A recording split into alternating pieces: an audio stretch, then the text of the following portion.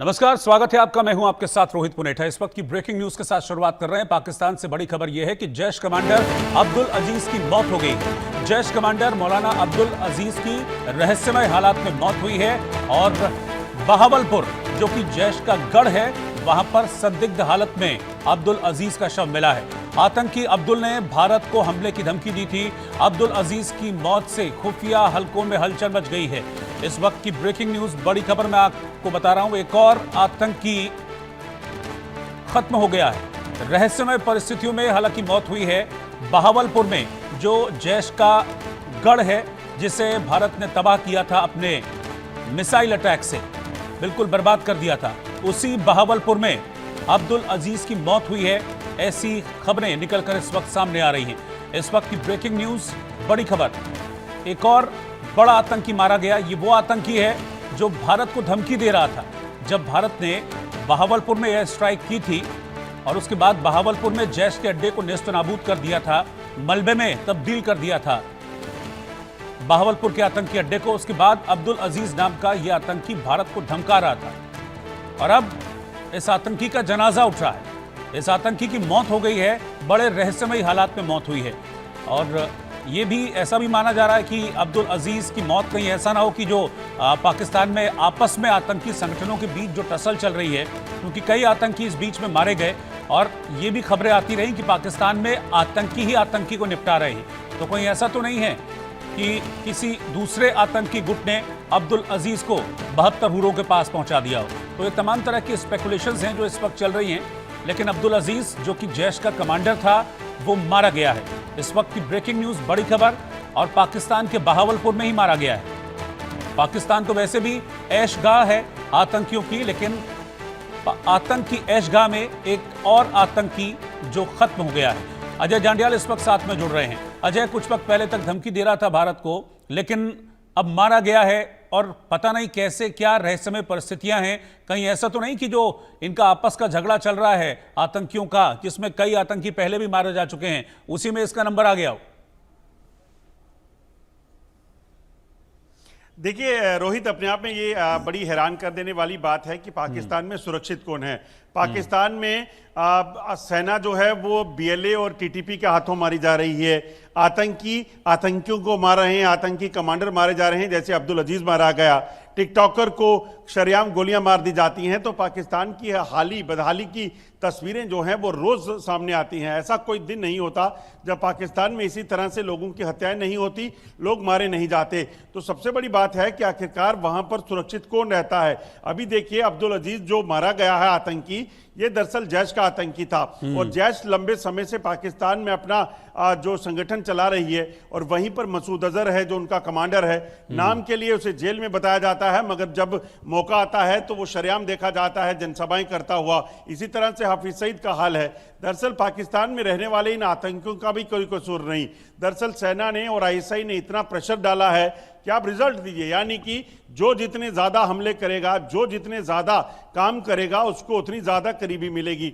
अब एक संगठन अगर कोई ज्यादा परफॉर्म नहीं कर पा रहा तो फिर कहीं ना कहीं दूसरे संगठन को नीचे करने के लिए तरीका यही है कि आप आपसी जो रंजिश है उसे शुरू कर लीजिए, एक एक कर चुन चुन कर मारते जाइए।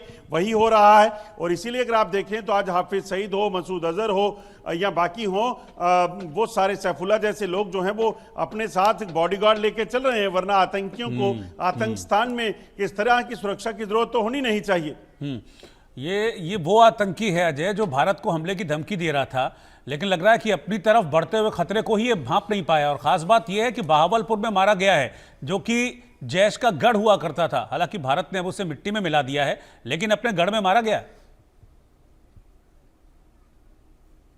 बिल्कुल आपने सही कहा। जिस तरीके से बहावलपुर में भारत ने हमला करके उस आतंकी ठिकाने को ध्वस्त किया था, ये उसी में पला बड़ा सांप था जिसे अब वहां पर मौत के हवाले कर दिया गया है। और आपसी रंजिश इतनी ज्यादा है कि जैश के आतंकी, जिन्हें फिदाइन कहा जाता है, जो सुसाइडल बॉम्बर कहे जाते हैं और बहुत ज्यादा जो है ट्रेंड कहे जाते हैं, वो शरेआम जो है गोलियों से बुने जा रहे हैं। और भारत को धमकी देने वालों को अब ये समझना होगा कि उनकी अपनी औकात क्या है, वो क्या किस लेवल पर वहां पर हैं। सोचिए, पाकिस्तान में शरेआम कोई गोलियां मारकर उसे मार देता है जो भारत को धमकियां दे रहा था, वो अपने आप में बताता है कि कितने ही ट्रेंड है, कितने ही वहां पर कानून चलता है। तो ये कहीं ना कहीं एक सबसे बड़ा सवाल है कि अब आखिरकार जो आतंकी बचे हैं, जो धमकियां दे रहे हैं, वो आपसी रंजिश के चलते एक दूसरे को मारकर अब अपनी सुप्रीमेसी को कायम करने में लगे हैं। बिल्कुल जाहिर सी बात है, और ये तो शहबाज के लिए भी और मुनीर के लिए भी बड़ा चिंता का विषय हो जाएगा, क्योंकि इन्हीं आतंकियों के दम पर तो पाकिस्तान उछलता है और इन्हीं आतंकियों के दम पर अलग अलग देशों में आतंक फैलाता है। लेकिन अब यही या तो आपस में लड़कर या फिर किसी और वजह से मारे जा रहे हैं। बिल्कुल रोहित, आपने ठीक कहा, क्योंकि शहबाज शरीफ और पाकिस्तानी सेना के लिए यही सबसे बड़ा असेट है। पाकिस्तानी सेना खुद डायरेक्ट किसी से लड़ नहीं सकती, भारत के साथ 5 जंगों में हार चुकी है, लगातार सीजफायर वायलेशन करती है, तो मुंहतोड़ जवाब मिलता है। आतंकियों के जरिए ही उनको एक लगता है कि एक प्रॉक्सी वार चलाकर वो कुछ कर सकते थे, और अब आतंकी भी आपस में लड़ रहे हैं। तो पाकिस्तान के लिए, शहबाज शरीफ के लिए चिंताएं इस चीज़ को लेकर बढ़ गई हैं कि आखिरकार ये सिलसिला अगर रुका नहीं तो उनके जो असेट्स हैं वो बचेंगे कैसे। बिल्कुल, और ये जैश के लिए बड़ा झटका इसलिए भी है क्योंकि ये अब्दुल अजीज जो है, इसको बड़ा मास्टरमाइंड माना जाता था कि ये ब्रेन वॉश करने में बड़ा परफेक्ट था। नए नए आतंकी भर्ती करना, उनका ब्रेन वॉश करना, फिर उनको जिहाद के नाम पर आतंक के रास्ते पे ले जाना, तैयार करना, ये इसकी जिम्मेदारियां थी।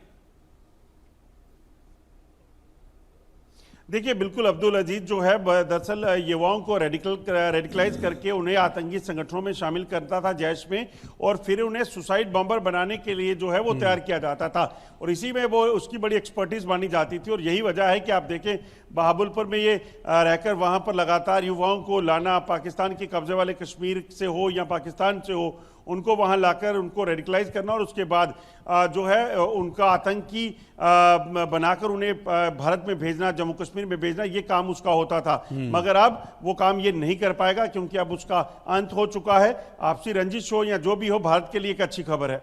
बिल्कुल अजय, आप मेरे साथ बने रहिए, अगली खबर पर भी मैं आपके पास वापस लौटूंगा। एक और ब्रेकिंग न्यूज जम्मू कश्मीर से आ रही है, जहां पर उपराज्यपाल मनोज सिन्हा का बड़ा एक्शन देखने को मिला है। लश्कर और जैश से जुड़े जो लोग थे उन पर एक्शन लिया गया।